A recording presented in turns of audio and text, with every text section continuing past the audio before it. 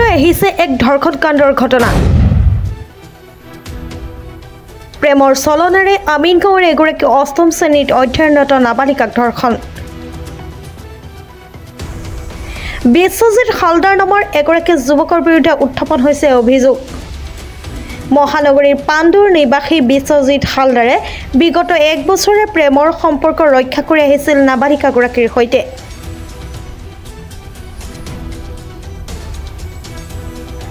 ভণ্ড প্ৰেমিক বিশ্বজিতে বিগত 27 এপ্ৰিলত ফুৰাবলৈ লৈ গৈছিল কোনো অজ্ঞাত স্থানলৈ।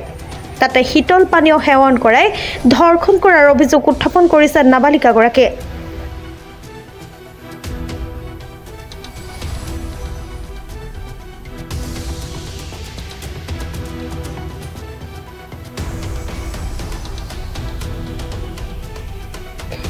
বিশ্বজিৎ হালদাৰে কেমেৰাত আবদ্ধ কৰিছিল যৌন অভিসাৰৰ সমগ্ৰ দৃশ্য। মঙলবাৰে নিশা ভণ্ড প্ৰেমিক বিশ্বজিৎ হালদাৰে ধৰ্ষণৰ সেই ভিডিঅ' আপলোড কৰে ইনষ্টাগ্ৰামত।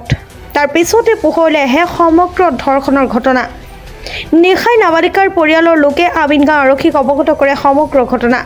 অৱগত কৰে আমাৰ সাংবাদিকক। আজি দাখিল কৰিব এজাহাৰ। উল্লেখ্য যে নাবালিকাগৰাকীৰ প্ৰতিবেশী হৈছে বিশ্বজিৎ হালদাৰৰ ভিনীহিয়েক। বায়েক ভিনীহিয়েকৰ ঘৰলৈ আহ-যাহ কৰোঁতে চিনাকি হৈছিল নাবালিকাগৰাকীৰ সৈতে।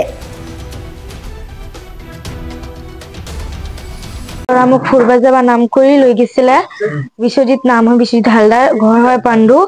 তাৰপিছত তাই মোক লৈ যাই কিবা খাবা দিছিলে, ঠাণ্ডা বস্তু খাবা দিয়াৰ পিছত মই খাৱাৰ পিছত তাই মানে কেৰিকা হৈ গৈছিল। মই তাৰপিছত মোক ক'তবা লৈ যাই তাই বেয়া বেয়া ফটো ভিডিঅ' কৰিছে। কৰাৰ পৰা ইনষ্টাগ্ৰামত ভাইৰেল কৰি দিছে।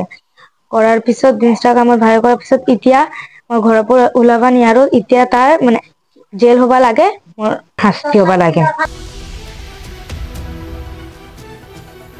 News 6 report, Pratah time digital.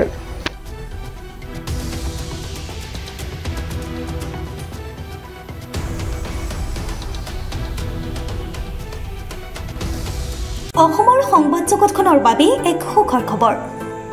আপোচবিহীন ৰাইজৰ কণ্ঠ সাপ্তাহিক কবচ পুনৰ এবাৰ অসমৰ ৰাইজৰ মাজলৈ।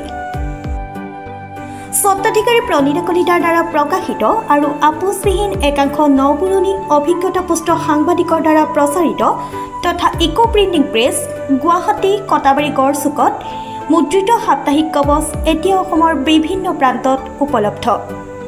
আমাৰ ঠিকনা মুখ্য কাৰ্যালয় অসম ফৰেষ্ট স্কুল, হৰি মন্দিৰ পথ, গুৱাহাটী আৰু উপ কাৰ্যালয় Kalita market, Bijoynagar, Kamrup, Assam. Mobile number হৈছে 9435114666 70024728813। আমাৰ ইমেইল আইডি হৈছে kobos2025@gmail.com।